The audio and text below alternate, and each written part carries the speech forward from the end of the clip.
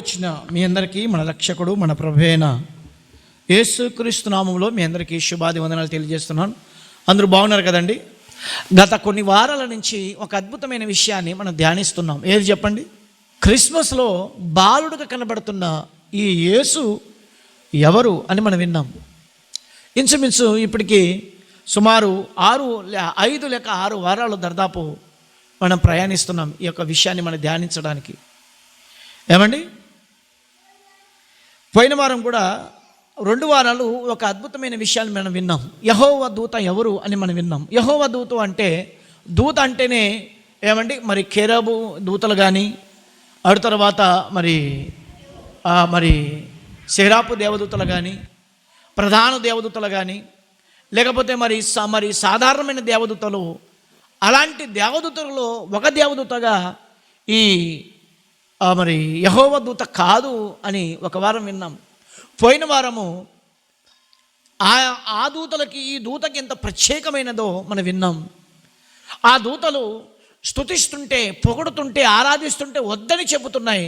ఈ దూత మాత్రం స్తుతిని తీసుకుంటుంది, ఆరాధించబడుతుంది, దేవుని స్థానములో ఉండి దేవుడిగా ఉండి దీవిస్తుంది, ఆశీర్వదిస్తుంది. తానే ఉన్నవాడుగా, తానే దేవుడుగా, తానే యెహోవాగా ఉండి మాట్లాడుతున్నట్టుగా మనం చూశాం. చివరికి ఏమి విన్నామంటే, మరి ఈ యెహోవా దూత ఎవరు అని మనం విన్నాం. అయితే ప్రియులారా, ఈరోజు ఏమండి కొంత విషయాన్ని మీకు మరి చెప్పి, మరి రేపు క్రిస్మస్ రోజున వీటిని నేను పూర్తి చేయడానికి నేను ఇష్టపడుతున్నాను. ఇంతకీ ఏమండి, మరి యెహోవా వాక్కుగా, యెహోవా దూతగా, పాత నిబంధనలు ఏ దేవుడైతే కనబడడని చెప్పాడో, ఏ దేవుడైతే వినబడని చెప్పాడో, ఈయన ఎవరు అని మనం ఆలోచించగలిగితే, ఈయన గురించి మరికొంత సమాచారము బైబిల్ మనకి ఇస్తుంది. ఆ విషయాన్ని మనం చూడగలిగితే, అద్భుతమైన విషయం మీరు చూడగలిగితే ప్రేమైన దేవుని వారలారా, ఒక మాట మనం చదువుకొని ఏమండి ప్రార్థన చేసుకుందాం. దయచేసి మీరు మీకా రాసిన గ్రంథం చూడండి ఒకసారి. మీకా రాసిన గ్రంథం 5వ అధ్యాయము మరి 2వ వచనం నుంచి మనం చదువుదాం. బెత్లెహేము ఎఫ్రతా. గమనించండి, దయచేసి మీరు బాగా వినండి, నిదానంగా ఒక్కొక్కటిగా మనం చదువుతున్నాం. బెత్లెహేము ఎఫ్రతా. ఇక్కడ గమనించండి, ఇక్కడ ఒక ప్రవచనం కనబడుతుంది. ఈయన ఎవరు చెప్పండి? మాట్లాడుతున్నది ఎవరు చెప్పండి? ప్రవక్త ఎవరు? మీకా గారు. ఎవరు చెప్పండి? ఈయన మీకా ప్రవక్త చెప్తున్నాడు. ఏమని చెప్తున్నాడంటే, బెత్లెహేము ఎఫ్రతా, యూదావారి కుటుంబములో నీవు స్వల్ప గ్రామం. ఈ బెత్లెహేం అనే ప్రాంతం ఎలాంటిదంటే చిన్న ప్రాంతం, చిన్న గ్రామం. ఉదాహరణ మన జూటర్ కంటే కూడా చిన్నగా ఉండొచ్చు బహుశా, చాలా చిన్న ప్రాంతం. ఆ ప్రాంతం గురించి చెప్తున్నాడు. ఏమండి, బెత్లెహేమా ఎఫ్రతా, యూదావారి కుటుంబములో నీవు స్వల్ప గ్రామం అయినను నా కొరకు ఇశ్రాయేలీయులను, ఈ స్వల్పమైన గ్రామము నుండి, ఈ బెత్లెహేం అనే ప్రాంతము నుండి నా కొరకు ఇశ్రాయేలును ఏలబోవాడు నీలో నుండి వస్తాడంట. వస్తాడు చెప్పండి? బెత్లెహేం అనే ప్రాంతము నుంచి వస్తాడంట ఆయన. బెత్లెహేం అనే ప్రాంతము యూదా అనే ఈ కుటుంబము నుంచి ఈయన ఉనికి ప్రారంభమవుతుంది. ఈయన ఉనికి ప్రారంభమై ఏమని చెప్తున్నాడంటే, ఆయన ఎప్పటి నుంచి ఉన్నవాడు అంటే చెప్తున్నాడు, ఆయన పురాతన కాలం ఆయన ఎప్పటి నుంచి ఉండేవాడంట.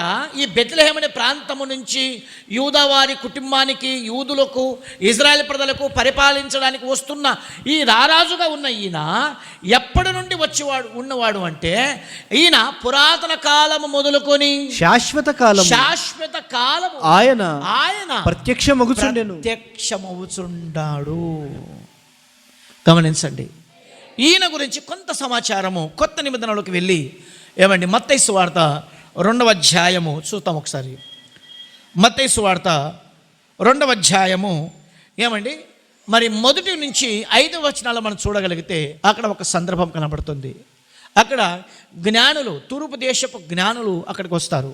వచ్చి రాజు దగ్గర, హెరోదు రాజు దగ్గరికి వచ్చి, రాజా, మేము తూర్పు దేశం నుంచి వచ్చిన వారము, మీ ప్రాంతంలో ఒక రాజు పుట్టాడంట, ఆయన ఎక్కడ అని అడగడానికి ఆ ప్రాంతానికి వచ్చారు. ఆ సందర్భాన్ని మీరు చదవండి ఒకసారి. ఓకే, రాజైన హేరోదు దినములయందు రాజైన హెరోదుల దినములయందు యూదయ దేశపు బెత్లెహేములో యూదయ దేశము బెత్లెహేములో యేసు పుట్టిన పిమ్మట యేసు పుట్టిన పిమ్మట ఇదిగో ఇదిగో గమనించండి బాగా, ఇదిగో తూర్పు దేశపు జ్ఞానులు యెరూషలేమునకు వచ్చి యూదుల రాజుగా పుట్టినవాడు ఎక్కడ ఉన్నాడు? యూదుల రాజుగా పుట్టిన వాడు ఎక్కడ ఉన్నాడు? తూర్పు దిక్కున మేము ఆయన నక్షత్రమును చూచి ఆయనను పూజింపవచ్చితమని చెప్పిరి. హేరోదు రాజు ఈ సంగతి విన్నప్పుడు అతడును అతనితో కూడా యెరూషలేము వారందరూ కలవరపడిరి. హేరోదు రాజు మాకు రాజుగా ఉండగా ఇంకొక రాజా ఏమండి, హేరోదు రాజుతో పాటు యెరూషలేములో వాళ్ళందరూ కూడా కలవరపడుతున్నారంట. ఎవరు అడిగినందుకు? జ్ఞానులు అడిగినందుకు. జ్ఞానులు ఏమని అడుగుతున్నారు తెలుసా? అయ్యా, మాకు ఆ తూర్పు దేశం నుండి మేము వచ్చాము, మాకు ఒక నక్షత్రం కనబడింది. ఏంటో తెలుసా?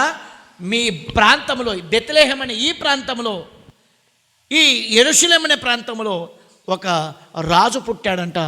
ఆయన ఎక్కడ అని అడగడానికి వచ్చారు. ఎందుకంటే రాజు ఎప్పుడైనా ఎక్కడ పుడతాడో చెప్పండి? రాజు గృహాలలో పుడతాడు. సామాన్యంగా ఎక్కడ ఏమండి, చిన్న పూడ గుడిసెలో పుట్టాడనమాట. కాబట్టి రాజు దగ్గరికి వచ్చారు వాళ్ళు. రాజును అడుగుతున్నారు, రాజు ఎక్కడ పుట్టాడు అని అడుగుతున్నారు. మేము ఆయన పూజించడానికి ఆరాధించడానికి వచ్చామని చెప్తే అప్పుడు వెంటనే ఏమంటే రాజు ఏమని చెప్తున్నాడో మీరు చూడండి. 4వ వచనం. కాబట్టి రాజు ప్రధాన యాజకులను ప్రజల్లో నుండి శాస్త్రులను అందరినీ సమకూర్చి క్రీస్తు ఎక్కడ పుట్టినని వారిని అడుగుతున్నాడు. ఇప్పుడు రాజు అడుగుతున్నాడు, అయ్యా క్రీస్తు పుడతాడని ఏమండి మన లేఖనాల్లో మనం చదువుకున్నాం కదా, మరి ఎక్కడ పుట్టాడు, ఎప్పుడు పుడతాడు అని వాళ్ళకి ఒక సమాచారాన్ని అడుగుతున్నాడు. రాజు ఎవరికి అడుగుతున్నాడు అంటే ప్రధాన యాజకులకు, శాస్త్రులకు, పండితులకు అడుగుతున్నాడు. అడిగిన వెంటనే పిమ్మట వాళ్ళు ఏం చెప్తున్నారు చూడండి. అందుకు వారు యూదయ బెత్లెహేములో ఏలయనగా వాళ్ళు ఏమంటున్నారు? యూదయ బెత్లెహేములోనే. వాళ్ళ క్లూ ఇస్తున్నారు. ఎవరు? శాస్త్రులు, పరిశీలు అంటే శాస్త్రులు మరి ప్రధాన యాజకులు ఏమని చెప్తున్నారంటే యూదయ బెత్లెహేములోనే. ఆ రాజు పుట్టాలంటే యూదయ బెత్లెహేములోనే. ఆ రాజు రావాలంటే యూదయ బెత్లెహేములోనే. ఆ రాజు జన్మించాలంటే యూదయ బెత్లెహేములోని వాళ్ళు చెబుతూ కింద మాట చెప్తున్నారు. ఏలయనగా యూదయ దేశపు బెత్లెహేమ నీవు యూదా ప్రధానులలో ఎంత మాత్రము అల్పమైన దానవి కావు. ఇశ్రాయేలును నా ప్రజలను పరిపాలించు అధిపతి నీలో నుండి వచ్చును. ఏమంటున్నారు ఈ శాస్త్రులు? ఏమంటున్నారు ఈ ప్రధాన యాజకులు? అదే ఇందాక మనం చదివాం కదా, మీకా గ్రంథం 5వ అధ్యాయం 2వ వచనం. ఆ వచనాన్ని ఎత్తి చూపుతూ ఏమంటున్నారంటే ఆ రాజు ఎవరో కాదు, క్రీస్తు. ఆయన ఈ ప్రాంతంలోనే పుడతాడు అని చెప్పి ఈ ప్రధాన యాజకులు వాళ్ళందరూ ఒక సమాచారాన్ని ఇస్తున్నప్పుడు కింద మాట ఒక మాట ఉంటుంది చూడండి. అని ప్రవక్త ద్వారా వ్రాయబడి ఉన్నది. ప్రవక్త ఏమని రాశాడు? బెత్లెహేములో పుడతాడు, బెత్లెహేములో వస్తాడు, ఇక్కడి నుండే ఆయన రాజ పరిపాలిస్తాడు. ఈయన ఎవరు అంటే ఏమండి, మీకా గ్రంథంలో చెబుతున్నాడు. ఆయన ఏంటో తెలుసా? పురాతన కాలము మొదలుకొని శాశ్వత కాలం వరకు ప్రత్యక్షమగుచున్నవాడు. పురాతన కాలం అంటే ఎలా ప్రత్యక్షమవుతున్నాడో, ఆయన ఏ విధంగా ప్రత్యక్షమయ్యాడో ఒక్కసారి మీరు కొన్ని విషయాలు మీకు చూపిస్తున్నాను. మీరు జాగ్రత్తగా వినవలసిందిగా మీకు మనవి చేస్తున్నాను. చూడండి ఒకసారి. ఏమండి, మరి యోహాను సువార్త 1వ అధ్యాయం. ఏమండి, మనం ఎన్నోసార్లు చదువుకున్నాం కదా. యోహాను సువార్త 1వ అధ్యాయము. ఏమండి, మరి 1వ వచనం, 2వ వచనం, 3వ వచనాన్ని మనం చూస్తున్నాం. ఆదియందు వాక్యము ఉండెను, వాక్యము దేవుని యొద్ద ఉండెను, వాక్యము దేవుడై ఉండెను, ఆయన ఆదియందు దేవుని యొద్ద ఉండెను, ఆయన ఆదియందు దేవుని యొద్ద ఉండెను, సమస్తమును ఆయన మూలముగా కలిగెను. ఏమని చెప్తున్నాడు దేవుడు? దేవుని వాక్యం ఏం సెలవిస్తుంది? ఆదియందు వాక్యం ఉంది. వాక్యం ఎక్కడ ఉందంట? దేవుని యొద్ద ఉంది. ఏమండి, దేవుడు కనబడుతున్నాడు, వాక్యం కనబడుతుంది. ఈ వాక్యం ఎవరని బైబిల్ చెప్తుందంటే దేవుడు అని చెప్తుంది. ఈ ఆదిలో ఉన్న ఈ వాక్యము ఎలా ఉన్నాడు అంటే ఏమండి 14వ వచనంలో ఉంటుంది మనకు. అక్కడ 14వ వచనం, ఆ వాక్యం శరీరధారి అయి. ఆదిలో ఉన్న వాక్యం, దేవుడుగా ఉన్న వాక్యం, దేవుని యొద్ద ఉన్న వాక్యం, ఆ వాక్యమే సమస్తాన్ని కలిగించిన వాక్యం, ఆ వాక్యమే సమస్తాన్ని కలిగించి నిర్మించి నడిపించిన వాక్యం. ఆ వాక్యం శరీరాన్ని ధరించుకుని కృపాసత్య సంపూర్ణునిగా మన మధ్యలో నివసించెను. వాక్యము ఏమండి క్రీస్తు అనే ఈయన రాకమునుపు ఎలా ఉన్నాడు అంటే వాక్య రూపంలో ఉన్నాడు. ఎక్కడ ఉన్నాడు అంటే దేవుని యొద్ద ఉన్నాడు. ఎలా ఉన్నాడు అంటే వాక్య రూపంలో ఉన్నాడు. ఆయన ఏమండి 2000 సంవత్సరాల క్రితం కన్యక గర్భము ద్వారా ఒక మానవుడుగా వాక్యము శరీరాన్ని ధరించుకునింది. వాక్యం శరీరాన్ని ధరించుకొని ఒక ఆకార రూపములో ఈ లోకానికి అడుగు పెట్టింది. ఆయనే ఎవరు చెప్పండి? పురాతన కాలము నుంచి శాశ్వత కాలం వరకు ప్రత్యక్షమవుతున్న వాడు ఎవరు చెప్పండి? ఎవరు ఆయన? యేసుక్రీస్తు కాదు. ఒకసారి మీరు చూడండి, ఆ మాట మీరు చూడగలిగితే అదే ఆదికాండం చూడండి ఒకసారి, 15వ అధ్యాయం 1వ వచనం. ఆదికాండం 15వ అధ్యాయం 1వ వచనం. జరిగిన తరువాత, ఇది జరిగిన తర్వాత యెహోవా వాక్యము, గమనించండి, యెహోవా వాక్యము అబ్రహామునకు దర్శనమందు వచ్చి ప్రత్యక్షపరిచి. అబ్రహామునకు ప్రత్యక్షమైంది ఎవరో తెలుసా? వాక్యం. అబ్రహామునకు కనపడింది ఎవరో తెలుసా? వాక్యం. వాక్యమైన దేవుడు శరీరాన్ని ధరించుకున్నాడు. వాక్యమైన దేవుడు శరీరాన్ని ధరించుకొని ఈ లోకానికి వచ్చాడు. ప్రియమైన దేవుని వారలారా, ఏమండి, తన స్థితిని తగ్గించుకున్నాడు, తన శక్తిని తగ్గించుకున్నాడు, తన మహిమను తగ్గించుకొని ఏమండి పశువపాకలో బాలుడుగా క్రిస్మస్ రోజు మనం జరుపుకుంటున్నాం కదా. ఆయన ఎవరో తెలుసా? ఒకనాడు వాక్యంగా ఉన్నవాడు, ఏమండి ఒకనాడు దేవుని దగ్గర ఉన్నవాడు, అమరత్వం కలిగిన వాడు, సమీపింపరాని తేజస్సులో ఉన్నవాడు. ఆయన శరీరాన్ని ధరించుకొని, వాక్యము శరీరాన్ని ధరించుకొని వచ్చింది. అందుకోసమే ఏమండి యూదులతో యేసు ప్రభు చెప్తున్నాడు ఒక మాట. యోహాను సువార్త ఏమండి మరి 8వ అధ్యాయము 56 నుంచి 58 వచనాలు. మీ తండ్రి అయిన అబ్రహాము నా దినము చూతునని మిగుల ఆనందించి అది చూచి. గమనించండి, అబ్రహాము గురించి చెప్తున్నాడు. అది చూచి సంతోషించెనని చెప్పాను. అందుకు యూదులు నీకు ఇంకను 70 సంవత్సరములు లేవు కదా, నీవు అబ్రహామును చూచితివా అని ఆయనతో చెప్పగా, ఏమని అడుగుతున్నారు యూదులు? నీకు వయసు 50 సంవత్సరాలకి లేవు కదా, ఇంచుమించు 2000 సంవత్సరాల క్రితం ఉన్న అబ్రహామును నువ్వు చూచితివా అంటే ప్రభు చెప్తున్నాడు కింద మాట. అని ఆయనతో చెప్పగా యేసు అబ్రహాము పుట్టక మునిపే నేను ఉన్నానని ఉన్నవాడును. దేవునికి స్తోత్రం. అబ్రహాము పుట్టక మునిపే ఆయన ఉన్నవాడు, అబ్రహాము పుట్టక మునిపే ఆయన ఉన్నవాడు అని చెబుతూ కింద మాట. నేను ఉన్నానని మీతో నిశ్చయముగా చెప్పుచున్నాను. కాబట్టి వారు ఆయన మీద రువ్వుటకు రాళ్ళు ఎత్తిరి. ఏమండి చంపుటకు, ఏమండి కొట్టుటకు రాళ్ళు ఎత్తిరి. నీ వయసు 30 సంవత్సరాలు లేవు, నువ్వు అబ్రహామును చూచావా? నీ వయసు 30 సంవత్సరాలు లేవు, నువ్వు అబ్రహాము కంటే ముందున్నవాడువా అని చెప్పి కొట్టడానికి రాళ్ళెత్తారు. ఇక్కడ గమనించండి, అబ్రహాముకి కనబడింది ఎవరు చెప్పండి? వాక్యమైన దేవుడు. అబ్రహాము కంటే ముందున్న వారు ఎవరు చెప్పండి? వాక్యమైన దేవుడు. కొత్త నిబంధనలో ఏమంటే యూదుల ఎదుట కన్యక గర్భమున జన్మించి మానవుడుగా వాక్యమైన దేవుడు మానవ ఆకారము ద్వారా చెప్పండి కనబడుతున్నవాడు. వయసు ఎంత కనబడుతుంది అక్కడ వాళ్ళకి? 30 సంవత్సరాలే. అయితే 30 సంవత్సరాల కంటే ముందు ఏమండి జగత్తు పునాది వేయబడక మునిపే ఆయన ఎలా ఉన్నాడు చెప్పండి? పురాతన కాలములో ఉన్నవాడు. ఆయన ఎలా ఉన్నాడో మరి కొన్ని మాటలు మనం చూస్తున్నాం. మరొక మాట నిర్గమకాండం 17వ అధ్యాయం 5 నుంచి 6 వచనాలు. అందుకు యెహోవా నీవు ఇశ్రాయేలీయుల పెద్దలలో కొందరిని తీసుకొని ప్రజలకు ముందుగా పొమ్ము నీవు నదిని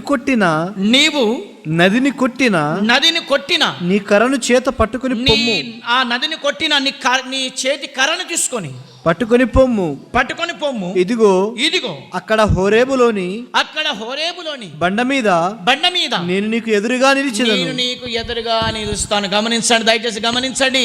ఇక్కడ దేవుడైనా యెహోవా చెబుతున్న మాట, నువ్వు ఆ బండ దగ్గరికి వెళ్ళు.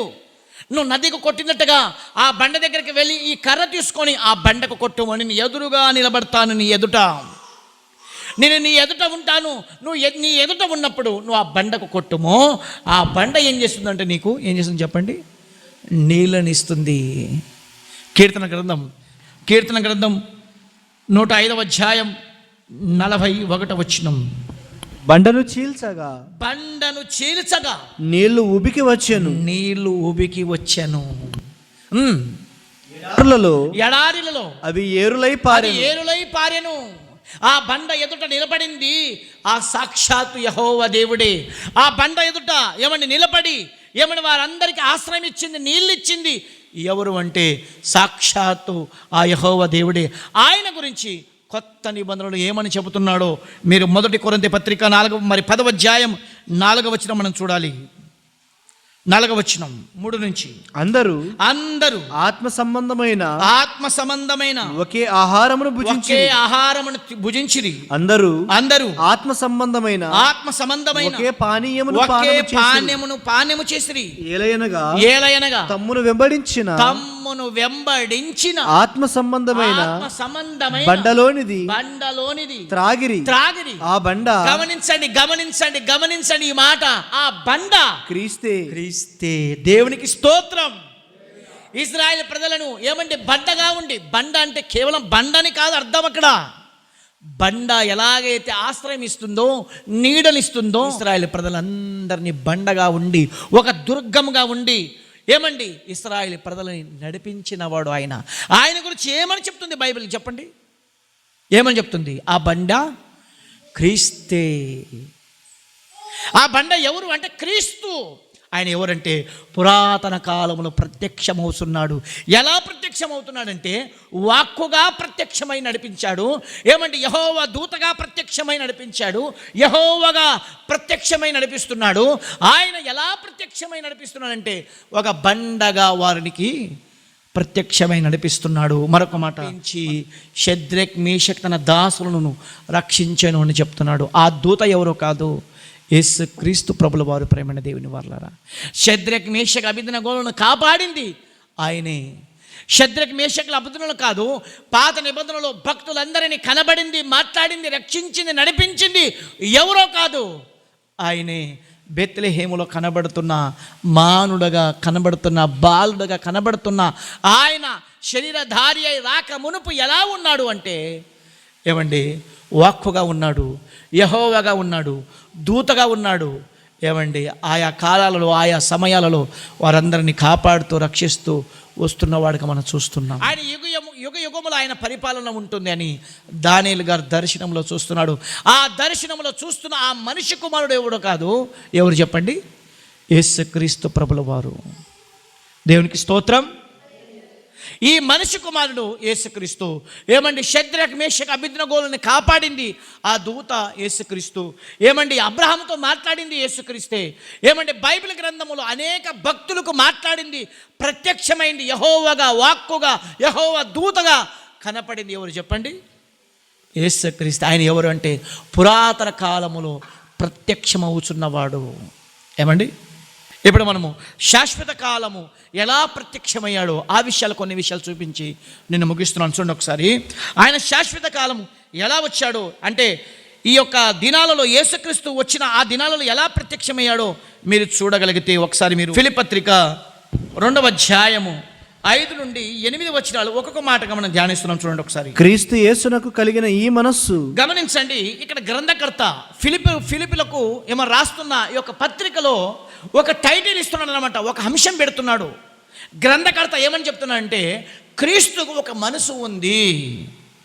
ఆయన క్రీస్తుగా రాకమునుపు సృష్టికర్తగా, యెహోవా దూతగా, యెహోవాగా, దేవుడుగా, వాక్కుగా ఉన్న ఆయనకు ఒక మనసు ఉంది. ఆయన ఎలా వచ్చాడు అంటే క్రీస్తుగా, రాజుగా, పరిపాలకుడుగా వచ్చాడు కదా. ఆయనకు ఒక మనసు ఉంది.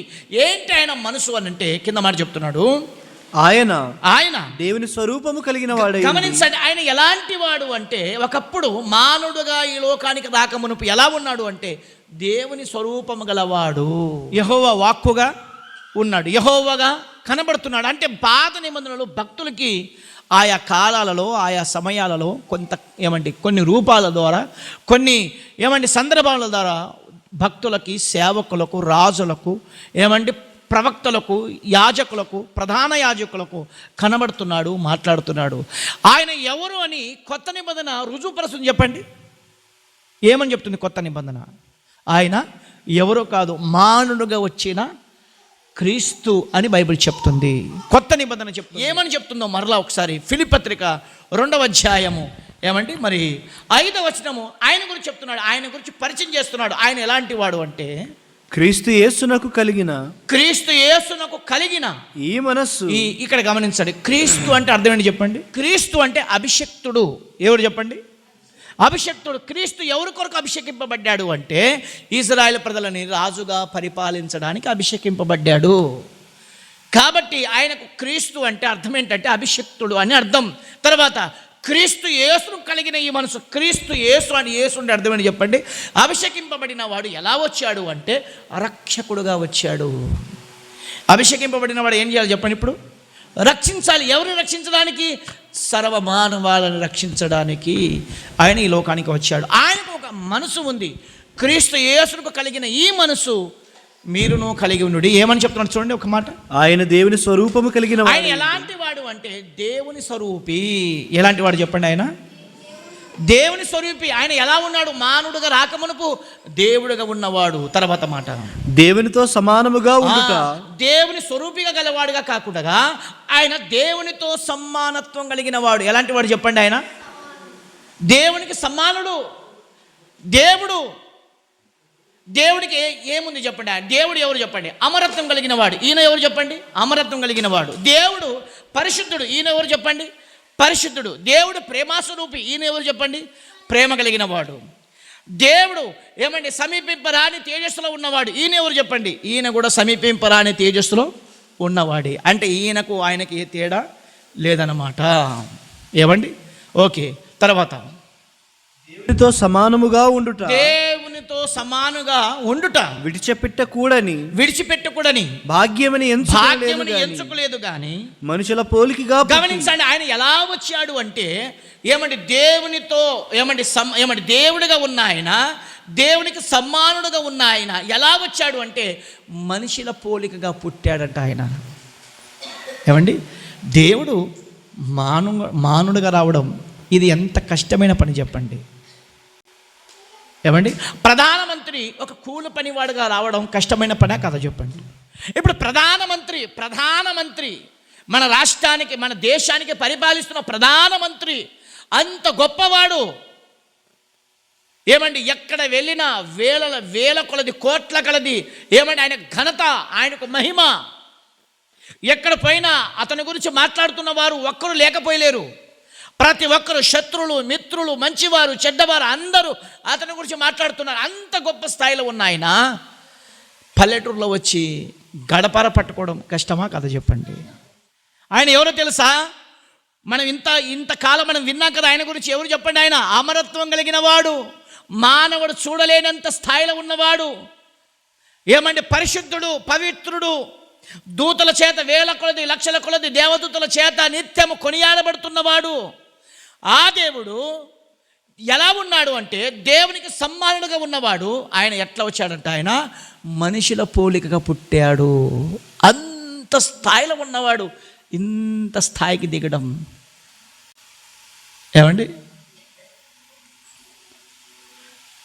కొంతమంది ఏమంటారంటే భూమి చంద్రుడి కంటే కొన్ని లక్షల రెట్లు చిన్నదంట ఇది. చంద్రుడు సూర్యుని కంటే కొన్ని లక్షల రెట్లు చిన్నవాడంట చంద్రుడు. సూర్యుడు కొన్ని లక్షల రెట్లు నక్షత్రముల కంటే చిన్నవాడంట. ఇప్పుడు అన్నిటికంటే పెద్దది ఏది చెప్పండి? నక్షత్రాలు. నక్షత్రం కంటే చిన్నది ఏది చెప్పండి? సూర్యుడు. సూర్యుడు కంటే చిన్నది ఏది చెప్పండి? చంద్రుడి కంటే ఇంకా చాలా చిన్నది ఏది చెప్పండి? భూమి. భూమిలో మనం ఎంత చెప్పండి ఇప్పుడు? ఇంతగా ఉన్న ఈ మానవునికి, ఈ మానవ స్వరూపాన్ని ధరించుకొని అంత దేవుడు కలిగించిన అంత గొప్ప దేవుడు, అమరత్వం కలిగిన దేవుడు, శక్తిమంతుడైన దేవుడు, బలవంతుడైన దేవుడు, ఏమని సమీపింపరాని తేజస్సులో ఉన్న దేవుడు, అంత గొప్ప దేవుడు ఇంత చిన్న స్థాయిని ఎంచుకోవడం మానవ మేధస్సుకు అందుతుంది ఆయన కృప? మానవ ఆలోచనకి అందుతున్నాడా చెప్పండి ఆయన? మనం ఆయన ప్రేమని ఏమండి, ఆయన ప్రేమను మనం కొలవగలమా చెప్పండి? ఆయన ఆలోచనకి మనం అంతు పట్టగలమా చెప్పండి? ఆయన ఎలా ఉన్నాడంట?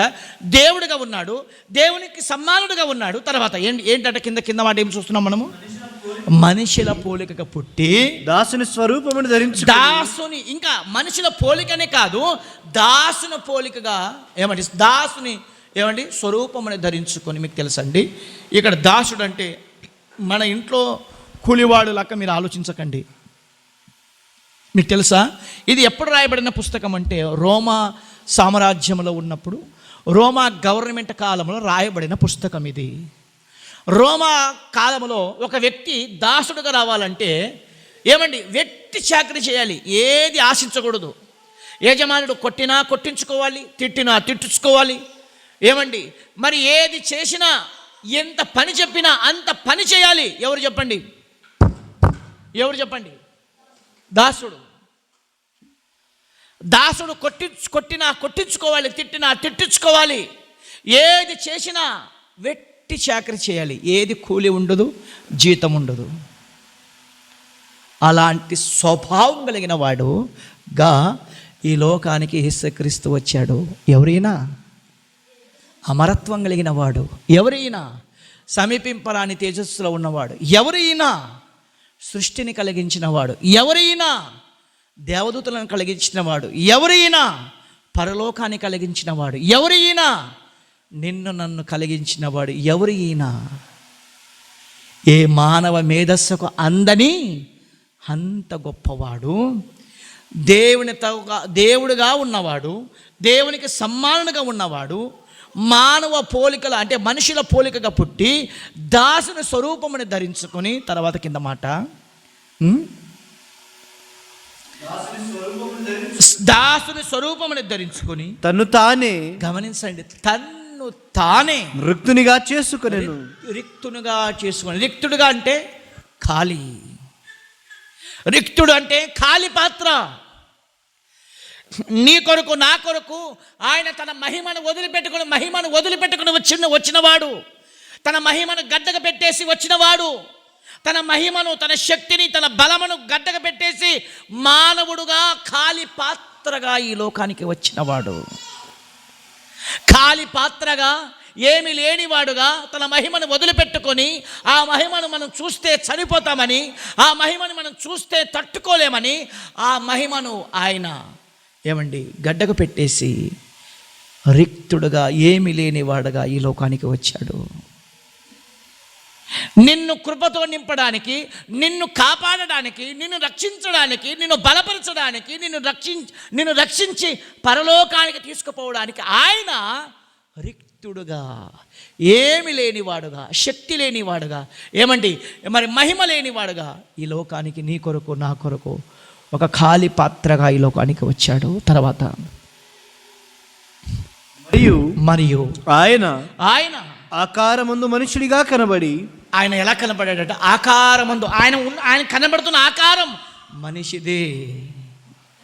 ఆయన ఎలా కనబడుతున్నాడు చెప్పండి? మనుషుడుగా. ఆయన ఆకారమందు మనుషుడిగా కనబడుతున్నాడు. మనుషుడిగా రాకమునుపు యెహోవాగా ఉన్నాడు. మనుషుడిగా రాకమునుపు వాక్కుగా ఉన్నాడు. మనుషుడిగా రాకమునుపు యెహోవా దూతగా ఉన్నాడు. మనుషుడిగా రాకమునుపు యెహోవా సైనాధిపతిగా ఉన్నాడు.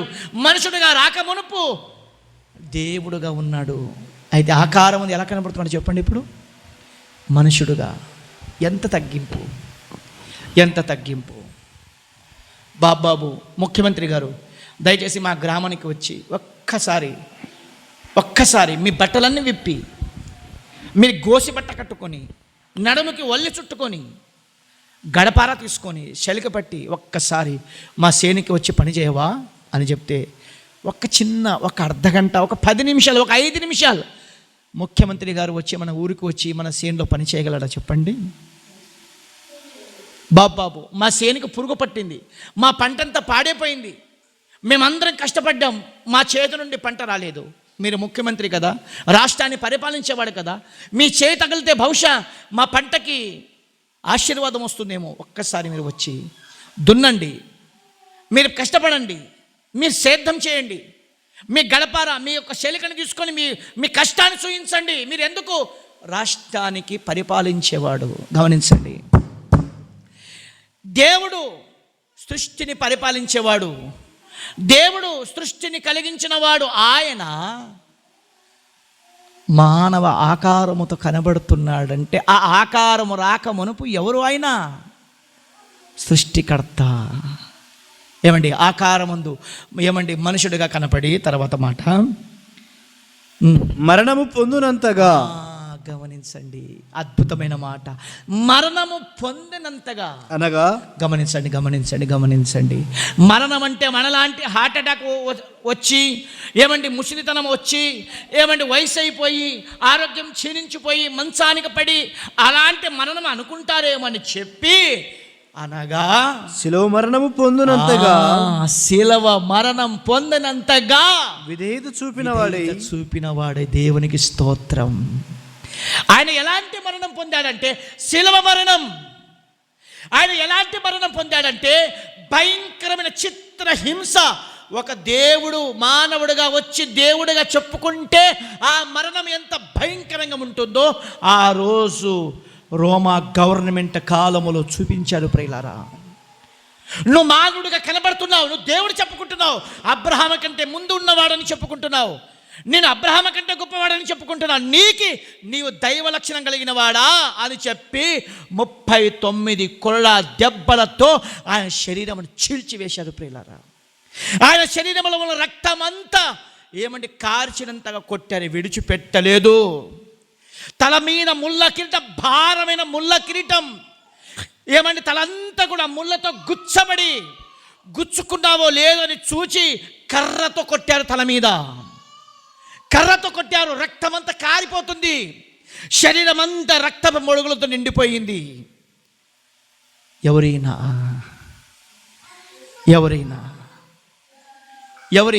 సృష్టికర్త, ఎవరైనా అమరత్వం కలిగిన వాడు, ఎవరైనా సమీపింపరాని తేజస్సులో ఉన్నవాడు, ఎవరైనా సర్వ మానవాళిని సృజించిన వాడు, ఎవరైనా పరలోకమును భూలోకమును ఏమండి దేవదూతలను మానవులను సృజించిన వాడు, ఈయన మానవ ఆకారంలో వచ్చాడు, ఈయన దాసుని పోలికగా వచ్చాడు, ఈయన శిలువ మరణం పొందినంతగా తన్ను తాను తగ్గించుకున్నాడు.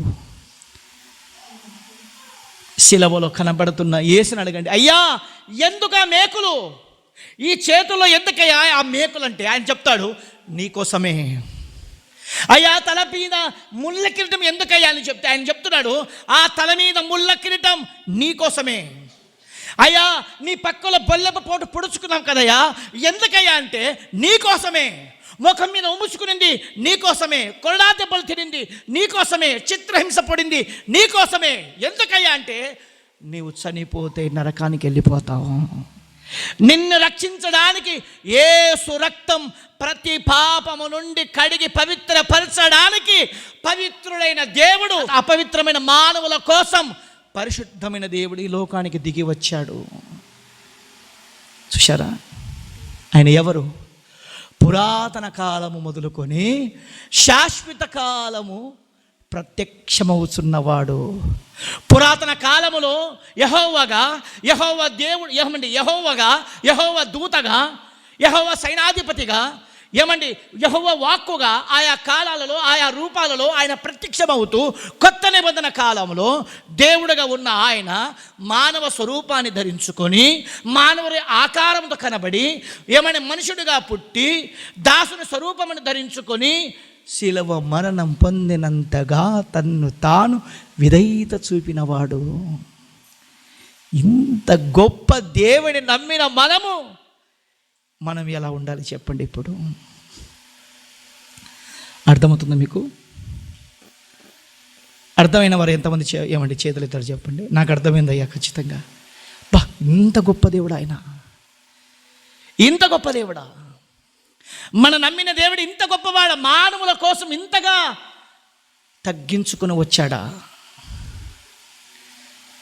ఎంత తగ్గించుకున్నాడంటే మానవుల పాదాలు కడిగిన వాడండి ఆయన. ఎంత తగ్గించుకున్నాడంటే ముఖం మీద ఉమ్ముస్తున్నా తూడుచుకున్నవాడు ఆయన. ఏమండి మన మీద ఎవరైనా మూస్తే తట్టుకుంటామో చెప్పండి? ఇక్కడ కూర్చున్న మీరు అందరికీ నేను చెప్తున్నా, ఏమండి ఎవరైనా బయట వాళ్ళు వచ్చి మన మీద ఉంచారనుకోండి, మనం తట్టుకుంటామో చెప్పండి? ఫస్ట్ చర్చి బయటికి రాని కథ చేస్తానంటాం మనము. ఏమండి సమాజము మధ్యలో నిలబడి ఏమండి చిన్నవాడు పెద్దవాడు పనికి రాకున్నవాడు పాపాత్ముడు దుర్మార్గుడు ప్రతి ఒక్కరు వచ్చి తూ తూ అని ముఖం మీద ఉమ్ముస్తుంటే ఇలా తుడుచుకొని ప్రేమతో జాలితో చూచిన వాడండి ఆయన. ఎవరైనా పురాతన కాలమును మొదలుకొని శాశ్వత కాలం ప్రత్యక్షమవుతున్నవాడు. శిలవ మరణం జరిగింది, చనిపోయి తిరిగి లేస్తున్నప్పుడు కూడా మరలా శాశ్వత కాలం ఎలా ప్రత్యక్షమవుతున్నాడు. ఈ 2 మాటలు చూపించి నేను ముగిస్తున్నాను. చూడండి ఒకసారి ఆ మాట మీరు చూడగలిగితే. ఏమండి ఒకసారి చూడండి,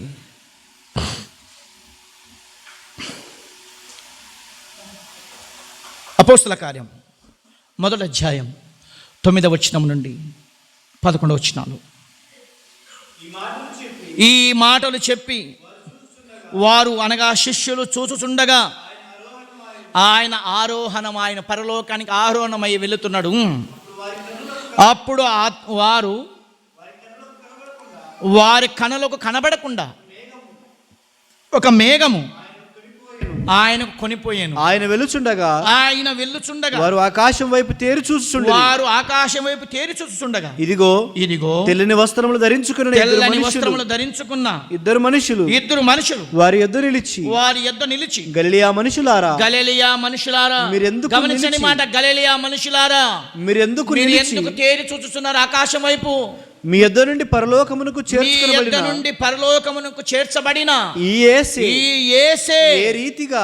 ఏ రీతిగా పరలోకమునకు వెళ్ళుట మీరు చూచితిరో ఆ రీతిగానే ఆయన తిరిగి వచ్చును. ఆయన మరలా తిరిగి వస్తున్నాడు.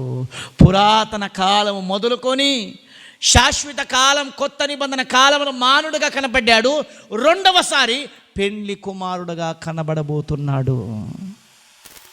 ప్రజలందరినీ మరలా తీసుకుపోవడానికి కనబడుతున్నది ఆయనే. ఏమండి ఆ మాట మీరు ప్రకటన గ్రంథం 22వ అధ్యాయం 11 నుంచి 13 వచనాలు మనం చూస్తున్నాం. అన్యాయము చేయువాడు ఇంకను అన్యాయమే గమనించండి. ప్రభు చెప్తున్నాడు 2వ రాకడలో ఆయన వస్తున్న సమయంలో ప్రజలందరికీ చెబుతున్నాడు, మీరు ఈ రోజుల కాలంలో అన్యాయం చూస్తున్నారు కదా, పాపం చూస్తున్నారు కదా. ఏమండి పరిశుద్ధుడు పాపం చేస్తున్నాడు, ఏమండి పాపంలో ఉన్నవాడు ఇంకా ఘోరమైన పాపాలు చేస్తున్నాడు. వాళ్ళందరికీ మనం అనుకుంటున్నాం దేవుడు ఇవన్నీ చూచి ఎందుకు మౌనంగా ఉన్నాడు అని. ఇక్కడ గమనించండి, ప్రభు చెప్తున్నాడు అన్యాయం చేయువాడు ఇంకను అన్యాయం చేయనేమో అపవిత్రుడైన వాడు ఇంకను అపవిత్రుడిగానే ఉండనేమో నీతిమంతుడు ఇంకను నీతిమంతుడుగా ఉండనేమో పరిశుద్ధుడు ఇంకను పరిశుద్ధుడిగానే ఉండనేమో. ఇదిగో గమనించండి మాట, ఇదిగో త్వరగా వచ్చు వాని క్రియలు చొప్పున ప్రతి వానికి ఇచ్చుటకు నేను సిద్ధపరిచిన జీతం నా యొద్ద ఉంది. మిమ్మల్ని నేను జీతం ఇస్తున్నాను, ఆ జీతం మీరు చేసిన క్రియలను బట్టి ఆ సిద్ధపరిచిన జీతం నా దగ్గర ఉంది. కింద మాట, నేను ఆల్ఫాయు ఓమేఘయు మొదటివాడును. గమనించండి, మొదటివాడను కడపటివాడను ఆదియు అంతమునై ఉన్నాను. ఆదియు అంతము ఆది అంతమును ఉన్నాను. ఇక్కడ ఏమంటున్నాడు? ఓ అల్ఫా ఓ మేఘా, నేనే పురాతన కాలమును మొదలుకొని శాశ్వత కాలం వరకు నేనే ఉన్నవాడను.